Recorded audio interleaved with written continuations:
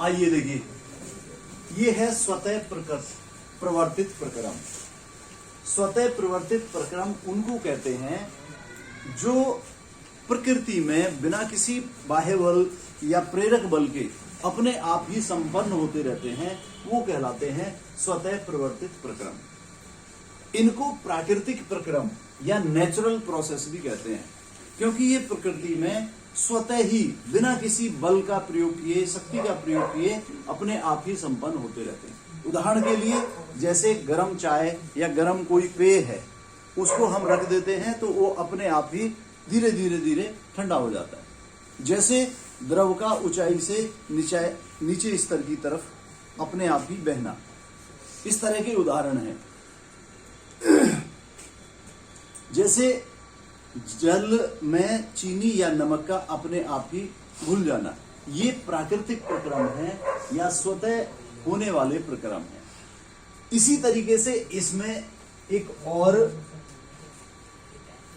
स्वतः अप्रवर्तित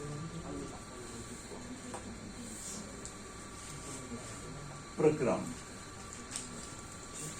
non spontaneous process.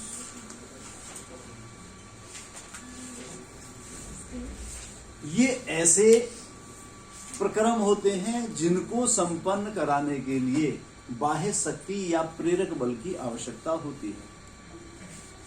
इसके परिप्रेक्ष्य में आप यदि उल्टा देखें, क्या होगा? जैसे किसी ठंडी वस्तु को गर्म करना या गर्म वस्तु को ठंडा करना, इसका उदाहरण हो सकता है। गर्म वस्तु को ठंडा करने के लिए क्या करेंगे? या किसी भी वस्तु को और अधिक ठंडा करने के लिए किसी न किसी बल की आवश्यकता होगी ना।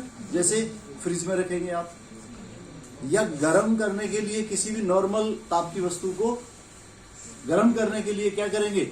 उसको और अधिक, चाहे ईंधन से गर्म करें, गैस से गर्म करें, भट्टी से गर्म करें, उसकी आवश्यकता होगी। द्रवों का निम्न स्तर से ऊपर की तरफ ले जाना, उसमें भी आपको बल की आवश्यकता होगी। वो आप भले ही अपने हाथ में ले जाएं या मोटर पंप के द्वारा पहुंचाएं उसको। तो इनको संपन्न कराने में बाह्य बल या प्रेरक बल की आवश्यकता होती है। तो ऐसे प्रक्रम कहलाते हैं स्वतः अप्रवर्तित प्रक्रम। एक बार फिर ध्यान से सुनिए, जैसा मैंने अभी बताया था, स्वतः प्रवर्तित प्रक्रम कौन से होते हैं?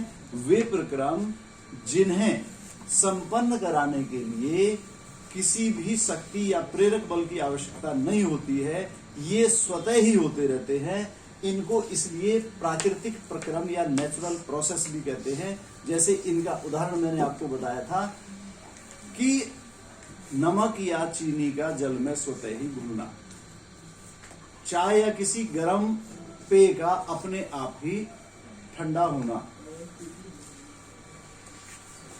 द्रव का उच्च स्तर से निम्न स्तर की तरफ को स्वतः ही प्रवाहित होना या बहना, ये इसके एग्जाम्पल हैं।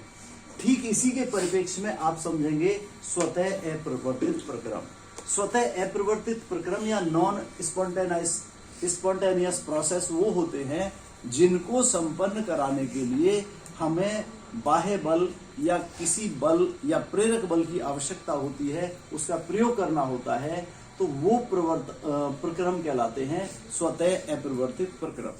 इसलिए इनको अप्राकृतिक प्रक्रम या अननेचुरल प्रोसेस भी कहते हैं। जैसे किसी वस्तु को गर्म करना या किसी वस्तु को और अधिक ठंडा करना, द्रव का निम्न स्तर से ऊपर की तरफ ले जाना, उसमें भी प्रेरक बल की आवश्यकता होगी। वो बल किसी भी रूप में हो सकता है। जैसे आप भले ही चाहे हाथ में, बाल्टी में, किसी उसमें ले जाएं या मोटर पंप के द्वारा उसको ऊपर चढ़ाएं। तो ये इस तरह के एग्जाम्पल हैं। अब आप ध्यान दीजिए कि ये जो स्वतः प्रवर्तित प्रक्रम हैं, ये दो प्रकार के होते हैं। एक तो है जिन्हें प्रारंभ करने की आवश्यकता नहीं होती, आरंभ करने की आवश्यकता नहीं। इनमें जैसे एग्जाम्पल, अम्ल व क्षार एक दूसरे से क्रिया करके उदासीनीकरण की प्रक्रिया करते हैं।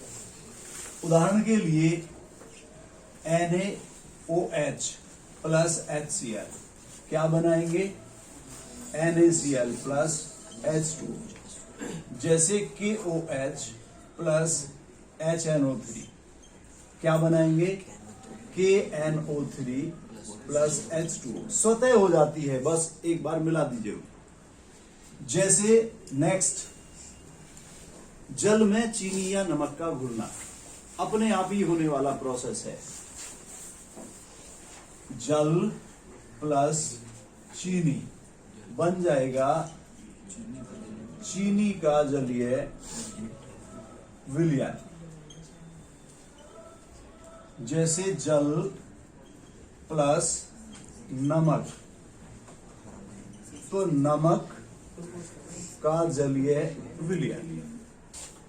इसके अलावा जैसे कॉपर सल्फेट विलयन में जिंक धातु का स्वतः ही घुल जाना, CuSO4 plus Zn is equal to Zn plus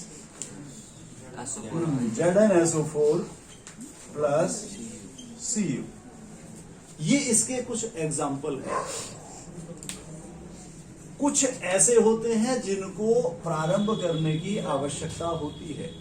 उनमें जैसे मैं यहां पर एग्जाम्पल दे दूं आपको, प्रारंभ करने के लिए जैसे आप जानते हैं, अभी अभी मैंने आपको समझाया था कि C plus O2 is equal to CO2 plus उष्मा या हीट उत्पन्न होती है। आप देखते हैं कहीं पर भी C क्या है? कार्बन, कोयला ही होता है। कोयला भी पड़ा रहता है, वहां पर ऑक्सीजन भी मौजूद है, फिर क्यों नहीं जलते हैं? क्योंकि इनको एक बार प्रारंभ करने की आवश्यकता होती है, एक बार हीट देने की आवश्यकता होती है। जब एक बार जलाना शुरू कर देते हैं तो इनकी ये भी विशेषता होती है कि जब तक वहां पर ईंधन उपलब्ध होता है तब तक ये प्रक्रिया चलती रहती है, तो इसको भी स्टार्ट करने की आवश्यकता होती है। इसी तरीके से जैसे LPG है,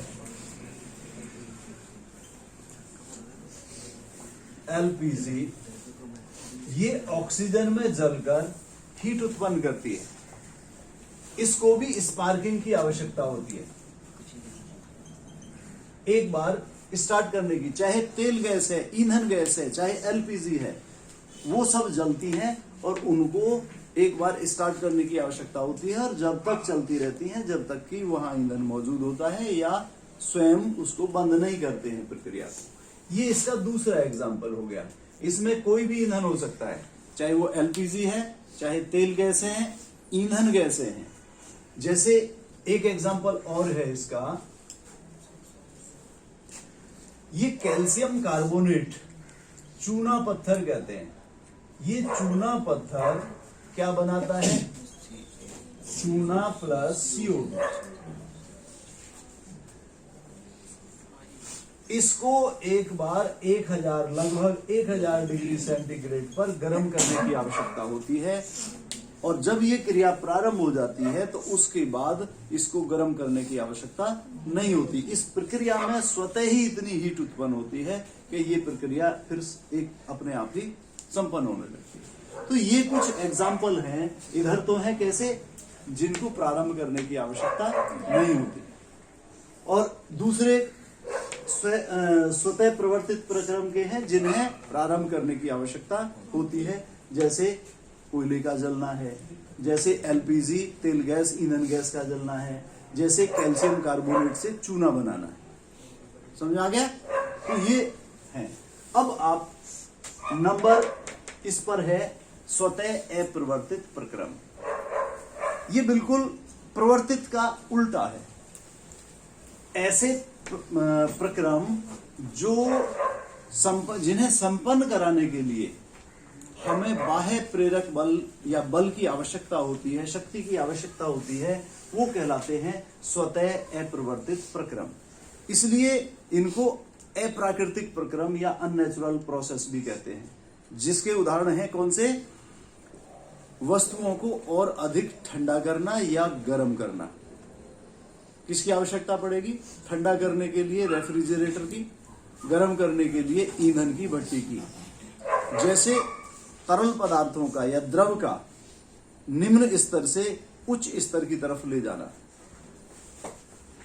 जैसे निम्न ताप की वस्तु से उच्च ताप की वस्तु की तरफ हीट को प्रवाहित करना। गर्म वस्तु से ठंडी वस्तु में तो अपने आप ही आ जाएगी, नेचुरल प्रोसेस हो गया। कौन सा? स्वतः प्रवर्तित प्रक्रिया। लेकिन अगर हम किसी ठंडी वस्तु से और अधिक ठंडी वस्तु की तरफ प्रवाहित करते हैं हीट को, या एक वस्तु है उससे और अधिक गर्म किया जाए, तो उनके लिए बल की आवश्यकता होती है। तो ये इस तरह के उदाहरण हैं।